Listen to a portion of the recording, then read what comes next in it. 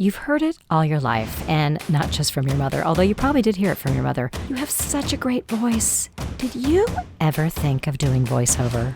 Let's demystify this fun, flexible industry here on the VoiceOver Pod with Justine Reese, brought to you by Suchavoice. I'm Justine, and I'll be your host for the next 30 minutes or so, where we will talk to people that have sat in your shoes and then became successful in the voiceover industry. We'll talk to people who hire voiceover talent. We'll talk about recording, sound, auditioning, casting. We're going to share some stories, we're going to share some secrets, and then, who knows, you may be my next guest. So welcome to the Such a Voice pod with Justine Reese. And my wonderful guest today is George Washington III. And I don't know why I have to say it like that, but I just did. Sorry. There are worse things. I know.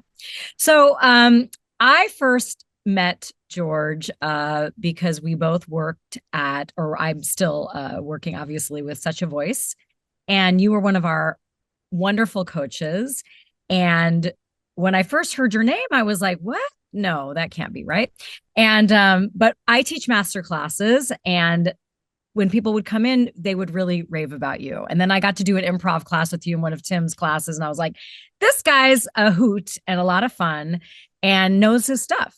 So tell us a little bit about, first of all, how you got started in voiceover, why voiceover for you, and what you're doing now with the organization that you're working with now, which is really incredible. Okay. Well, All right. I started in voiceover in 2003, and that was when I was still working for, at the time, First Union National Bank, Fun B, as we'd call it internally. Wait, what do we call it? Fun Fun B? B, yes, Okay. First Union National Bank. And Okay. I was hosting on-camera videos for the company. So for particular one division of the company that supported the call centers. So I was an on-camera host for those. So So was that your actual job, or did you have a no, different job and that became part of the job? it became part of the job. I was in IT. I was supporting people, computers running and that sort of thing. And I happened to get on an elevator with, wait for it, Elizabeth Taylor. There's a Wow. there's a Wait, and so lady. wait, where are we? We're back east Yes, we're in this North time? Carolina. Oh, Yes, North Carolina, yes, which, of course she was in North right. Carolina, And of right? course, it wasn't that of Elizabeth Taylor. It just happened to be Okay. somebody who worked in the company. So it's like a Okay. nice joke. George Washington and Elizabeth Taylor get on an elevator. And she asked me if I would host. And so I said, sure. And we started doing the hosting, and it was fun. And they said, on this one, we need you to go down to this recording studio and record your narrations for this part of this video. So I Okay. walked into Concentrix Music and Sound Design, and got your mics out there, and you're standing there and you're reading your script and all that. And I'm like, wow, I like this. This is more fun than I would have thought. And I said, what would I do to get more work like this, to get more Oh, stuff like so this? can I Yeah. take just a pause on the elevator moment, right? Or was it sort of, had people been coming up to you and saying, you've got a great voice, George? Had you heard that a lot? And the reason I ask this, of course, is like so many of our new students come in and they have had that experience. They're like, I'm sure people hear this all the time. And my response to that is not always. And it isn't necessarily like just because you've heard you have a great voice, you should do voiceover. That's definitely not the case. And your great voice will not also only get you jobs in voiceover. But I was just curious for you if that was something that you had heard and thought of and sort of logged in the back of your brain, like, what is this thing? Or not. Well, so part of the thing that makes it a little different for me is because at that time, I was still singing with Opera Carolina. So that was kind of like my side thing, as I Okay. was a house artist with Opera Carolina. Okay. And so I had sung for stuff that had happened at work, and Liz said, "Hey, you sound great. Are you able to do this kind of thing?" I said, Okay. "Sure." So you'd had And some experience as a yeah, vocalist, as a singer. yes. Okay. Got it. and just had to learn how to read a teleprompter at that point. Right. And so learn to read the prompter, do that sort of thing. So Yeah. when I get to concentrics and I do the recording and I say, what do I need to do? And they said, well, you can we'll make demos for you. Cost you about, I think at that time, I think it was Maybe we not shouldn't very say. much.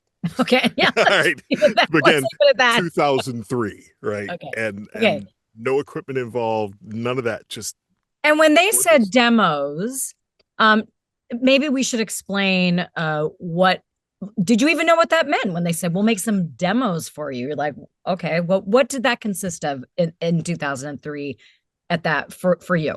At the moment, I didn't know, right? So they had Yeah, to explain to me what that meant. And it right. was like, you need to have these sample kinds of reads to demonstrate what kind of things you can do.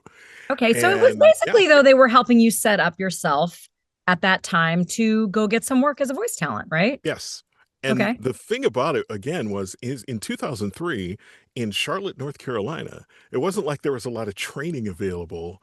Right. It's not like you can just, go to any number of people and figure out how to do it, right? Right. So I did do some training. I can't even remember who it was with, and I did it over the phone. And by the way, oh, so you did it over the phone. Now that's interesting. So maybe they were in LA or New York or Yeah. something like that. Yeah. And it was not the greatest, but it was something. I'm gonna And I want yeah, to pause. This is such a great story because I still think there are people that certainly come into my classes and they're like, I would really like to study with someone locally. And what do you have to say about studying locally?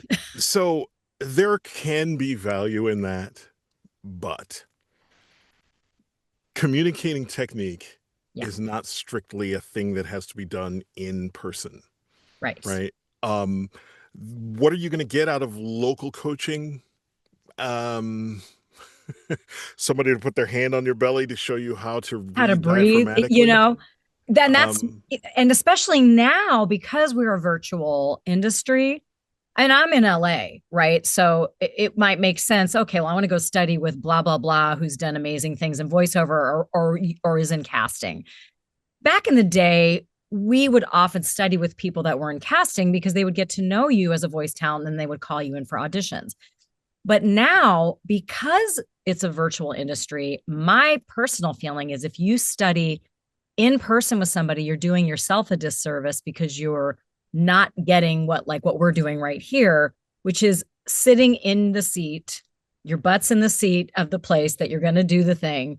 And you will get sort of comfortable with it being in someone else's studio when you got to then come back and translate it to your own space. But anyway, so that right. was I just wanted to throw that in because I think it's important. Yeah, I think obviously there's value in getting used to knowing what it's like to be in a studio. Maybe less so now. I Well, don't. it's I mean, weird now when was the because last time we almost never go into a this is studio, it. right? There's a Yeah, studio I work with here that when they call me or when they yeah. send me something, I try and go in because I like them and I've known them for 20 I years. So know it's nice because to go. we love to go in. Yeah, But yeah. I think the last thing I did with them, I did here, right? And they're 6 miles away. And I was just like, well, they're just like, yeah, just go ahead and do it Because there. it just doesn't. I mean, I've even had clients that were trying to maybe consider doing things on like I want to see if I could do this, and so they've come to my little closet, my little wardrobe of Narnia, and they've attempted, and then they ended up like, no, you just do it. Yeah. But it is an One interesting time. thing. So for anyone out there wanting to study locally, we recommend virtual so that you can get used to doing the work the same way that you're going to do the work when you actually do the work. It certainly helps to get used to your space when especially as you're a beginner. You need to know what your Yeah. space sounds like. You need to know what your positioning is going to be. You need to know all of that stuff. Yeah. Where's your mic placement? Is that good for what you're doing? You got to figure out how that works in your space too. So there's a lot of Yeah. positives in that. So, Yeah. but Totally. so I went off for 6 months and found scripts and practiced and worked on it and went and recorded these demos. And in the beginning of 2023, they said, here you go. And so I had a commercial demo and a narration demo. And Oh, wow. yeah, I mean, they really did hook you up, though, at least. They got you sort yes. of the basics, which is what we really recommend when you're starting commercial narration. That's Yeah, still the case. the two That's where we core, want. right? Can I just show you my first demo? I don't know if I pulled this out before, but Ha, look at that you on like the clip tape. art? That's awesome. I know, isn't it hilarious? And this is the only one I have left. And I thought I lost it a couple times. I'm like, it just cracks me up. And this is my commercial demo, 1 minute and 47 seconds, which is Whew, way too long. long. But yeah, way too long. But that's so that okay. So, and in terms of finding scripts, did you just like look up stuff, pull things out of magazines, that kind of stuff? Yeah, I found, Okay. and here's the worst thing about it is since I did that demo, and, it's been now 20 plus years, I've heard some of those same scripts on people's demos where they, like, ooh, boy, that's. I and okay, so I'm gonna drop in another nugget of wisdom about scripts or where you go to make your demos. And one thing I really do have to say, nobody did this for me, but Such a Voice, we have script writers that will write the demos for you about the things that you're passionate about.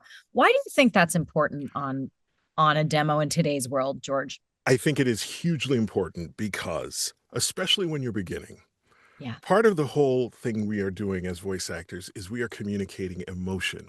And I think that's the thing that many people are missing, us even, and that bleeds into the whole AI argument, is that they are communicating information. We are communicating emotion. And when you are first starting out, you may not have the ability to get that emotion for anything that's handed in front of you, that's put Right. right in front of you. Right. But if the script is written for you about things you like and care about and believe in, you are more easily able to access that emotional tripwire and do the thing that feels best for that script. So you should always get your scripts written for you. Yeah. And that's Love one it. of the things where people say, well, I'll just make one. So you're going to get copy that isn't written for you, that Yeah. isn't part of your being. And That's right. there's a distinct difference, especially when you're first starting out. And it's your demo. So, we're certainly not saying that you don't want to be able to pick up almost any kind of a script and bring that emotional tone into your words. Thus, why coaching is so valuable and so important. But this is your demo. So, this is a representation of you. So, you want to give as much of yourself and your authentic tone into it. And that is why having original scripts. Plus, as George just mentioned, he has heard demos with other people using these same scripts. Those people that listen to demos, and they will listen to a lot of them, when they hear the same scripts over and over again, it's an automatic, like, not professional. This is fabricated. So you have a distinct advantage to have for many reasons, but having original scripts, you're never going to run into that problem either. Correct. Yeah. All So, right. So, yeah. but what happened? What happened next? So I went to the places here in Charlotte Okay. who do commercials and narrations and such. Yeah. And I gave them my demos and I started to get little bits of work here and there from them. And also a couple who had offices here in North Carolina, out in the Asheville area. And they also had offices in Florida. And so I started getting things from them. And for a long time, that's where I got my work because I was full-time employed, and Yeah. so all this stuff, it wasn't marketing and all that stuff, didn't really think about it. I didn't have an agent, none of that Yeah. stuff. Right. That's right. And over time, I was like, yeah, my biggest problem here is I don't have enough job sources. I don't have enough places I'm getting work from. Ah, And so ah, that is when I started getting into, hey, you need to start marketing yourself. You need to reach out to agents. You need to find other places to find that work. I love And it. so you start building from there. And one of the things that was unique about the time is we did not have this connection with people Right. from across the world Right. who did what we did, right? Right. I remember meeting with a handful of voice actors who are from the Charlotte area. And it Mhm. was like, oh my God, these people, not only are they doing what I do, but they are good at it. And some of them have been doing it for many years longer than I had. Okay. But I still didn't. we still didn't, didn't make like, here are the lifelong friends you got from this, because you only saw them if you were in studio for the half hour it took to do a job, right? And Right. so it took a while to create those connections with folks. But as I got older and continued to work on it and decided at some point that I needed to make a choice, I wanted to make my living with my voice. And was it going to be singing or was it going to be voiceover?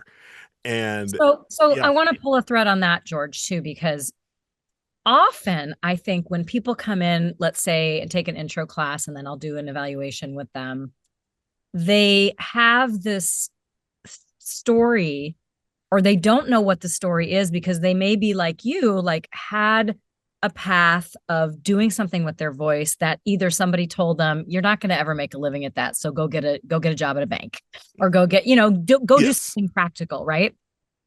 But then many of us get to a certain age or a certain time in our life where we've kind of done the thing. We've built the family. We've done some of those things that were expected of us. And we realize it's time to go back to the thing that we did want to do when we maybe got out of college or even before college, or we were a theater major, whatever. What do you say to those people um, that get a little bit in fear at that moment of should I do this or not do this? Is it too late for me? I hear that a lot. What do you say to that? So um, when I was still working for the bank, and this is after it had been become Wachovia and then consumed by Wells Fargo, and Wells Fargo let me go a year after that and said, "We'll bring you back as a contractor," and they did that 3 times. Okay, okay, okay. I wrote on my whiteboard in my cubicle the lyrics to a James Taylor song, "Like Everyone She Knows," and the Oh, lyrics were, I yes. just got some chills a little bit. I mean, because I had I to just look at got it some every little day. chills. It was because I needed this thing to remind me. And it was, hold tight to your heart's desire. Never, ever let it go. Don't let nobody fool you into giving it up too soon. Tend your own fire. Lay low and be strong. Wait a while. It'll come along. Ooh, And George, you got me. Like well, that to me, like that is so, and I don't even know if you realized when you did it at the time, that's what visioning your future is. Like you put the words somewhere, right? And you had to look at it every day or sing the lyrics, like I love that as like a mantra or an anthem song. Like that's beautiful. That's so beautiful. I really got chills from that. it's what kept me going. And the thing for people who are coming back to it late, one, remember that that's what the thing you loved was, right? So do it because you found a love for it, but also make sure the people around you believe in it too, because it is. Sure, the people around you believe in it too. Surround yourself with the people that can support your vision Yeah. and help you get there, because there's always the naysayer. Did you have that? Yes. Yeah. And it was very difficult. And it makes it extremely difficult when the people around you are still in the, this is a joke, this is you playing, this is a side thing, this isn't real. Mhm. Um and that's not going to help you at all. Mm-mm. Your mindset will be affected by that, because now you're in conflict with the people who are closest to you Right. over something that you've decided is part of your own being. And Yes. so before you decide to go all in on this thing, you better have some good long conversations about what success in this looks like. Yeah. Because trying to explain to someone who doesn't understand that you've got to audition a lot and you're not going to win many of them. Right. You're just not, right? Right. Um knowing that you've got to get so many job sources that there are going to be people who are just hire you because they know you already, Right. right? Right. Um, all of that is part of the process, and you can't be the only one who believes in it. Oh, that's so true. And that part of the vision is a little more tricky now, but having it because our communities are virtual because it's a virtual business. Yeah. And so, which was going to bring us to some of the things that you're doing now and how I've seen the communities and I've seen on LinkedIn how those communities are growing. And I believe Such a Voice, we have an amazing community as well. And how we need that kind of support because, and I often tell new students, maybe don't talk about this so much till the demos are done, right? So Yeah. you've got this sort of thing. But that is a personal choice, but it does help us avoid the naysayer, the I don't even want to say necessarily a toxic person, but even somebody who loves you might be worried for you. And so saying things like, oh, are you sure this is the right move? And then you start to question it, as George says. So you can make a choice to like not talk about it so much until the thing is actually done. Like the demos are done. Then you can say, hey, just listen to the demos. And then they'll be like, oh my God, you sound amazing. And then the rest of it's up to you, right? The rest of it's up to you and the posse of people you put around you to help support what you're doing. When I was still coaching at Such Voice, I would tell people one way to help this is when your demos are done, find 10 people at least. You probably want 20 Uh-huh. who you trust and want to be a part of this process, Uh-huh. and send those demos to them and say, what do these demos make you feel, and what things do you see when you listen to them? And Ah, I what you're going love to that get so out much. of that is Mhm. involvement, their belief. Oh wow, Their belief he or in she you. can do that. That belief, Yeah.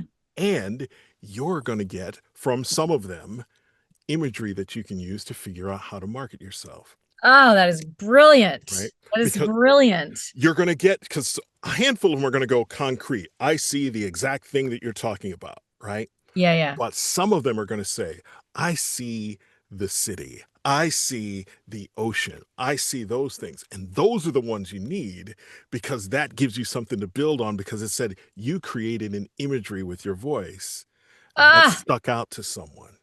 right. So, And yeah. I will say that is a great exercise for other things too, right? To go and ask people. In another group I'm in, I was told go ask because I do voiceover and I coach voiceover, but I also have a program called Reclaim Your Voice, which is a little bit more about still about the voice, but it's about a lot of the things we were just talking about, the how we can go back and look at those moments that someone said, don't do that, shut you down, quieted you. So, what are those moments, and how do I stop that story from making choices for me now in my present day life? But I love this with the demos because what it's feedback, and the feedback's going to help you, as George says, learn how to market yourself, maybe even with colors that are coming to you for branding. Mhm. This is a very powerful exercise. I Yes. really love it. And it's empowering because you are putting yourself out there and taking those 10 or 20 people that you trust and hold dear. It's the ripple effect because Hmm. 10 people tell 10 people tell 10 people. The next time one of those people hears, God, I wish I had somebody who could read my book or do my thing. Oh my gosh, why don't you check out my friend, my best friend from high school who is now doing voiceover, which is also why we use a Hmm. lot of social media to Yep. let people know what we're doing. Use your LinkedIn, your Instagram, your right.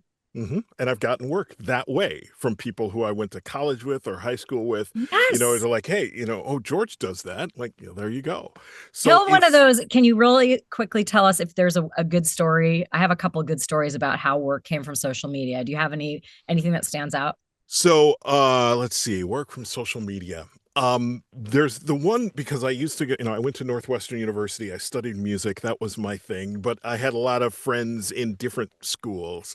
Yeah. And when I started posting about this is what I do and these are projects that I do, one of my like not first order friends, not the people that you know, but the people next to them in that second degree was So like is it like the friends of the a friend? friend of a friend. It was like, Exactly why I hey, say post on social yeah, media, right? Yeah. hey, you know what? I do work for this dental supply company and we have all of we have this internal video stuff that we need narrated. Can you do that? Sure. Right. Send it my way, price it out, do the things, record the slides and get them sent. And that kind That's of thing it's possible. That's you the guys, thing it's you got to so know. important to put yourself, show your studio being built, put the demo online. And that's, I know that stuff feels like some people feel like, well, I'm, what's the word? It's self-aggrandizing, Being boastful bragging, and bragging.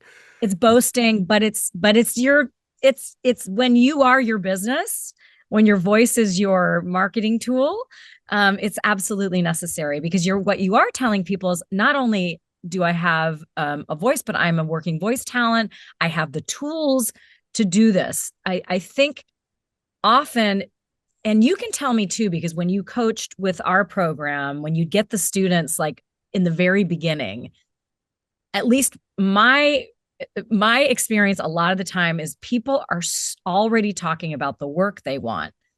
They want to just like skip over the process a little bit. And Yes. what do you say to that? Like, how do we kind of how do we reverse engineer that a little bit for people? Well, there were times where I'd go into cold hard fact. Yeah, As a matter good. of Let's fact, go. I would say, I'm going to show you something. I'm going to show you the number of auditions I did in the last month and how Okay. many of them I booked.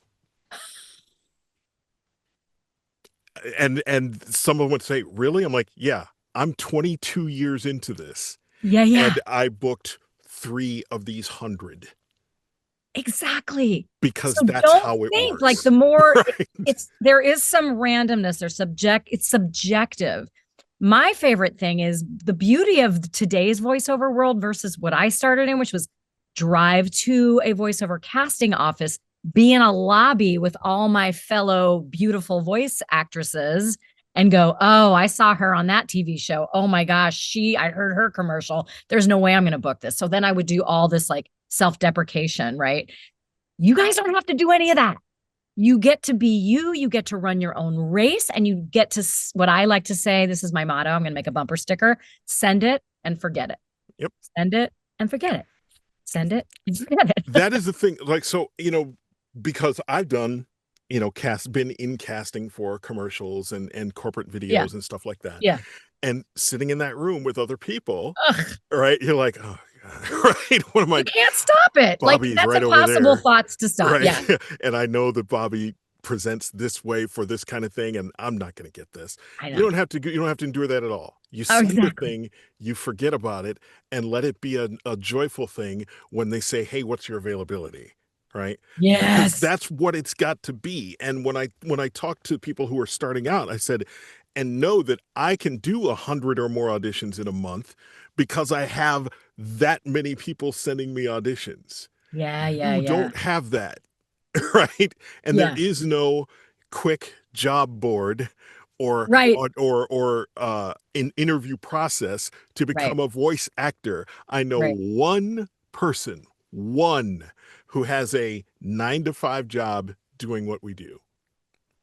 And it just so happens that he lives in the town where that company is. And they're like, "Hey, you just want to come in 4 days a week and record these things?" And he's like, "Yes, perfect for the ramp down of the towards retirement and all that." So That's great. Right. that's great. That's one. That's one. One. But at the same time, there's also the one or two that booked the $300 job that was supposed to be a one-off. I have a great story about this. There's a gal here in LA, and I happen to know the casting person. I'm talking 10 years ago, a little hospital spot. She has worked for that company every 2 weeks for a decade and has, paid her more one client. I believe it's non-union, right? Yeah. So just know we audition for everything when we start. And we're going to have to wrap a little bit soon. So I want to get to what's happening Sure. now. But the Mhm. one thing I wanted to pull a thread on that you talked about sort of falling into the vault. I think the biggest compliment I've ever gotten is when someone listened to one of my audiobooks and they told me, I didn't hear your voice anymore. I just was in the story. That to me, like, gave me goosebumps. And I'm like, okay, I think that's what I really am trying to achieve here. So talk about the organization you're working with now and how they're helping expand voiceover in 2025. What's happening now that we've told the stories of what it was Mhm. like then? So I am the president of World Voices Organization, WOVO, and what we have been doing since I became president is changing the organization into a peer-to-peer learning, accountability, and support organization. Love And it. part of my mentality about that is we all know a lot of stuff. We are not competing. Yeah. And that is one of the big differences between us and a lot of other industries is that Yes. we are not competing with each other. So Yes. what does Listen it to that, you hurt? guys. We Right. are not because often the first question we get is, well, it's such a competitive industry. And what do you say to that?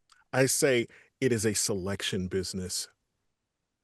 It's a It's selection business. selection, not rejection. Yeah. Selection, not You rejection. you are you the only thing that, like, for instance, there may be a time when I have to go against other guys with similar timbres and similar, and so yes, we're competing, but there's not anything I'm going to be able to do that is going to change their mind Right. over somebody else's. It's subjective, And entirely the beautiful subjective. thing is you don't have to sit in the audition and know that who that person is even. Nope. The way, and that's the anonymity of this business that I absolutely embrace and love compared to other forms of acting, which I believe you and I have been, whether Yeah. it's opera or theater or film and TV, you know by the time you're going to producers like who you're up against. Even when you get a call back, which is a rare thing in our industry, but it does happen. It happened to me on like a Mitsubishi ad once, and it was me and some other woman. I don't know who she is. I still to this day don't know who she. I did book the job, but like I don't know. So we don't have to go through that. I had a recent one where I did know the other person, but Okay. not until the decision was made and it went his way. And Okay. and and that's all right because I've known him for 15 years. You Yeah. know, um he has more body of work in the space that we're working in, Yeah. but that's fine, right? What am I going to Yeah. do?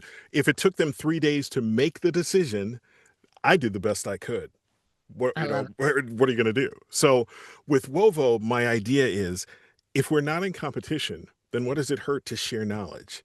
How Mhm. can you what are you doing that is going to hurt you by telling other people, here's a thing I know that can help you in your business? Wow. So the World Voices organization, how long has it been in place and how long have you been president of the organization? So Wovo has been around for 12 years, and I became president officially in November of 2024. Okay. And I, at that point, had decided that we needed to change something about the organization so that we were more active, that we were providing more services that were helpful to voice actors. And part of what drove that was that we had just had our conference, WovoCon, in Chicago. And we did it as what we call an unconference. And unconferencing is you don't have a big list of here's the people who are coming to present at this conference. All it is you guys all come together. You all sit down and say, this is something I want to know more about, or this is something that I want to share. You put it on the board. You tell everybody, put dots on the thing that you want to hear about. A team puts it all together and you start the schedule the next day. And that's how it's going to run because it's coming up, folks, Yes, at the end of or in mid October. mid Yes, October. October I am 17th to going the to be 19th. back because I'm going to Kenya to help some voices over in Kenya, but I am going to be back and I would love to come. How can we find out more about it and then find out more about you? Where tell us all the things, and we'll put it in all the show notes. So you can find out more about WovoCon at wovocon.com. We have a lot of testimonials from people who have been through the unconference process. We have videos there to explain how the process works. We want people to join Wovo. It's $100 a year, and then they can sign up for WovoCon. You sign up for WovoCon, we'll get you all set up. We have a hotel with rates for for our thing. And New Orleans In New is Orleans, sure yes, fun. yes, in a world-class city in New Orleans, and we'll be doing that as I said, the 17th to the 19th in October. And World Voices is world-voices.org if you want to see some of the things that we are doing. Okay. I am about building more community with this group and getting people to share things on a regular basis. We're doing something called a Wovo Circle, where a member volunteers to give a 60 to 90-minute presentation about something they're good at, something they know. And that's just one part of what we're doing, which is part of the peer-to-peer learning, accountability, and support process. We're rebuilding our mentorship program. We're doing a lot of things like that so that we can help people build their careers and build connections, because you Connection. It's all cannot, about yeah, connection, and we don't mean connections, right? We mean connection because that's yes, not the same thing. But through honest, heart-centered connection comes connections. And I yes, think we sometimes forget that. We expect people, well, I get some of the things that I've heard recently a lot, especially, is when I say, tell me what you'd love to see happen in voiceover. What do you think you need right now? And they're like, connections. Because I think we've been taught like someone's going to hand you a business card to the guy at Netflix and connect you to him or her, and then they're going to get work. And that's not how it works. It works by spending time like George and I are doing now, like in one of these. So I want to come, I want to do a thing. I'm going to get off this podcast and sign up right now. Because this really sounds amazing. And what if everybody wants to present? How do you accommodate all those people? so there's always the possibility that somebody doesn't get to present. That's Yeah. just reality, right? It Yeah. depends on how many people express interest in the thing that you're talking about. Okay. And, we have a lot of slots, right? There'll be a number of slots available for people to do that. But we tell people, yeah, that's the chance you take, right? Right. It is we have a number of tenets about this, and one of them is no egos and no eggshells. Uh, You are going to have situations where people get up and walk out of your session. yeah. But why? Because for that moment, it might not be right for them, right? We also tell people, be where you need to be. And if Okay. what you need to be is in the hallway, building a relationship with somebody because you guys are on something that, hey, this is a cool thing that I needed to know or they need to know, that's where you need to be. Yeah. So we're not. And you know what? It's all going to work out because the universe is going to direct you in this process. We are out of time. This was amazing. I am excited to have you back maybe after WovoCon and we can talk about it. Sure. And we'll just get all the information on how to reach you and get involved. And this has just been a glorious conversation. Thank you so much, George. Thank you for having me. It was delightful. If you want to learn more about what it takes to become a working voiceover actor, come to an intro class or schedule a voice evaluation with Justine. You can contact her at justinereis@suchavoice.com. That's JUSTINEREISS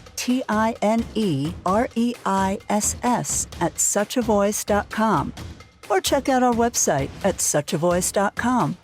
If you like the podcast, subscribe to this channel or leave a review. Thanks so much for listening, and we'll see you next time.